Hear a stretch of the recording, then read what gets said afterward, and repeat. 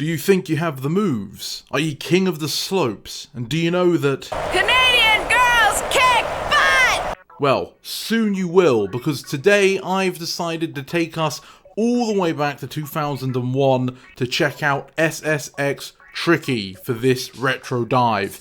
SSX Tricky is a game released for the PlayStation 2, and as you may be able to tell, it focuses on the sport of snowboarding. But it's not just your average racer. This game really wants you to go ham on the slopes, pulling off all sorts of tricks, both realistic and very much not so, in order to demonstrate your prowess at snowboarding and showing up your opponents. This game is something I have never tried before. I've never known about the series, and I haven't really played too many of these games. The closest I've ever gotten to was the first Sonic Riders, which does share some similarities, but it's so much more complex in SSX Tricky. So let's dive into what my experience was like. The main gist of this game is that there is an ongoing snowboarding tournament circuit, and you're going to pick whichever character you want to see reach the top as they compete on different courses throughout the duration of the event, trying to get their gold medals. They'll all start off as newbies, and each character's progression is tracked individually with ranks, and they get new boards and outfits as well based on how well you're doing. Some characters will start locked as well as many of the courses, so you are going to have to do quite a few races if you want to see everything. I decided to go with Elise because you start with about 4 characters, and she and Afro Guy were the main ones on the cover, and I felt that the Afro Guy was kind of stupid. Oh Jesus. That's the main character.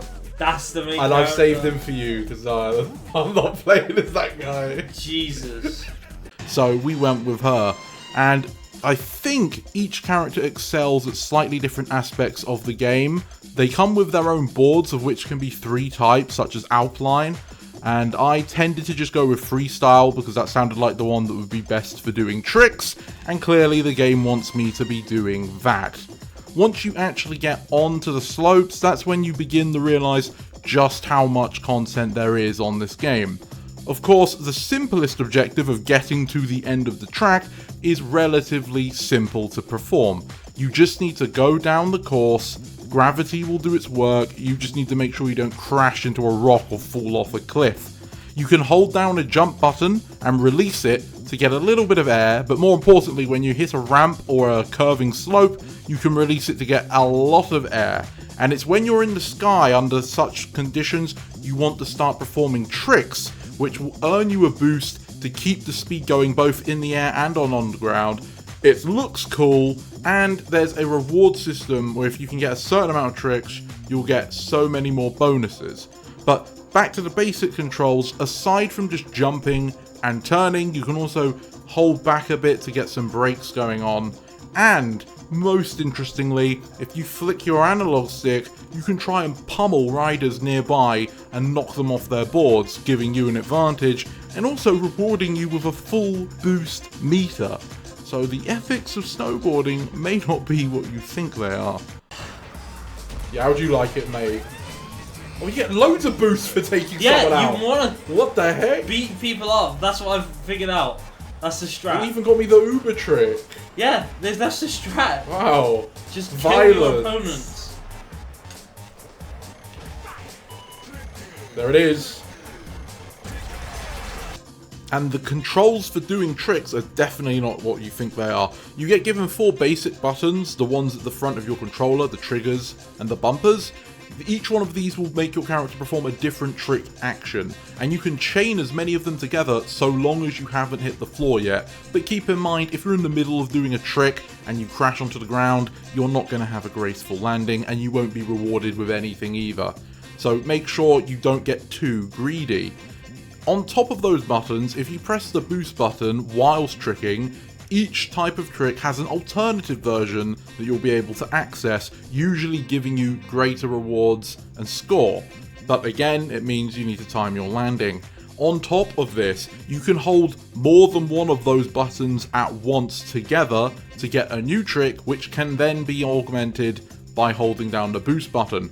You can turn your direction in the air to do a bunch of flips and tricks, which come with their own set of tricks if you press the buttons, which can again be enhanced with the boost button. As you can see, whilst you start with maybe 4 buttons, because of the multiple ways you can stack them together or augment them with additional presses, the amount of tricks in this game, I don't even know how many there are. There's so many tricks. But to help you, the game has a nice tutorial section called the Trick Book, where they break down the tricks into groups of 5, starting with easier ones and getting harder. And as you work your way through, you'll unlock new gear for your character whilst feeling better at the game. Trick Book was good enough to start with, but soon enough I just wanted to get into the game for real. Though I do recommend that if you pick up this game, you mess around in there a little bit. It has button prompts on screen, so it really holds your hand learning how to do it. Of course, once you're actually playing the game properly, it's a lot harder than in a controlled environment, but at least you'll have some experience going in. As always, I try to be able to set up some local multiplayer when I play some of these old games, because that was a big part of the gaming industry back in the day, and I did so once again for SSX Tricky. And with the addition of being able to collide into each other, hit each other, and show each other up on tricks, you can get some pretty fun scenarios. That is a terrifying drop.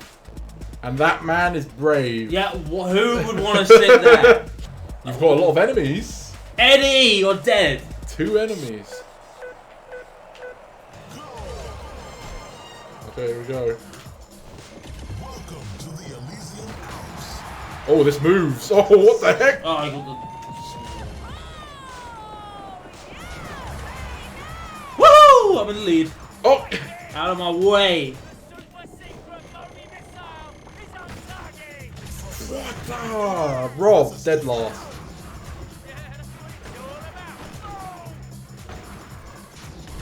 Oh god, Lucifer! Oh god, the track's throwing me around like a pinball.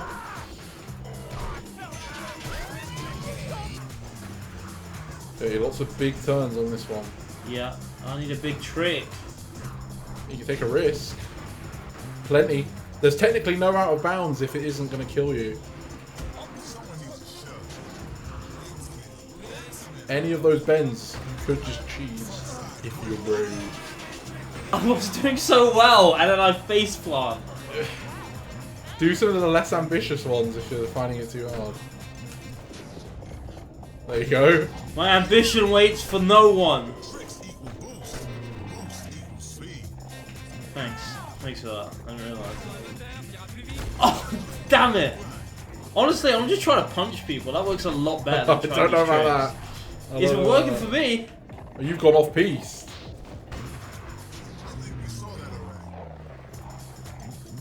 What? How am I so far You went behind? off piece. No, I'm in the lead! I don't know where I'm going. I don't know where I am. Oh, I see you. Okay, I was lost. Oh my god, I just lost out doing that. You did. Oh, you can grind on the trees. And then it killed me. Oh god, what's going on?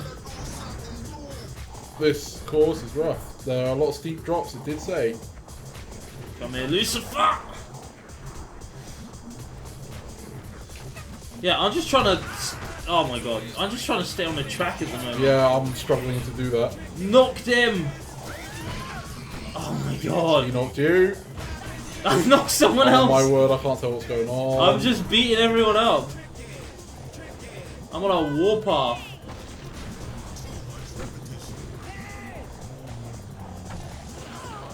Okay, crashing does actually lose your boost. Oh no. Oh, this is rough. Oh my god. Oh, this is a big jump. I've lost myself. Oh my god, what? That was out of bounds? I'm behind you now? I don't know what I just did, but we're going. What? How's that fall? I am? Oh, I'm not making it up there, that's for sure.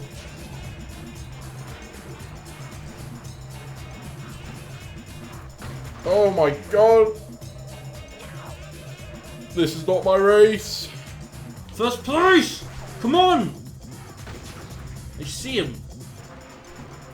Oh, that might have been a bad trick. Oh my god, what the hell? What's up? Friggin' The half glass! pipe! No! Oh! I just lost all my positions. Oh no! Oh god! Oh my god, who did The this? violence! Oh my guys! Who is first is last. This is a safety hazard. That's terrible. Oh my god, get out of my way!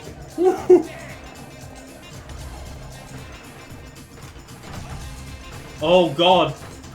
You get some We're speed going in. down! I got no boost though. Neither do I. Oh, you're second! Hey! Nah, you ain't taking this from Why me. not? This is my win. Alright, I'll go this way then. Enjoy! Oh god, I can't even see You the just bloody gotta turn. follow the direction.